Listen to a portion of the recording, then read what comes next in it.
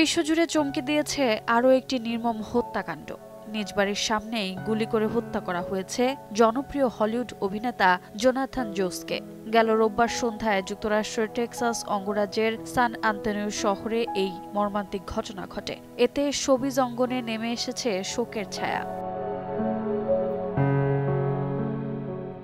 গণমাধ্যম সূত্রে জানা গেছে, সেদিন সন্ধ্যা ৭টার দিকে টেক্সাসের সান আন্তোনিও এলাকার এক বাড়ির সামনে গুলি চালানোর ঘটনা জানতে পেরে দ্রুত সেখানে পৌঁছে স্থানীয় পুলিশ। ঘটনাস্থলে গিয়ে তারা অভিনেতাকে রাস্তার পাশে গুলিবিদ্ধ অবস্থায় দেখতে পায়।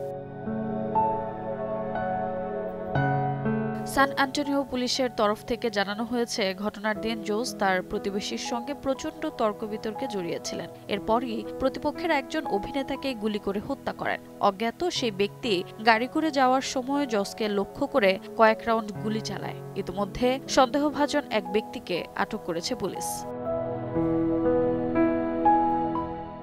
রোজা চৌধুরী, সময় সংবাদ।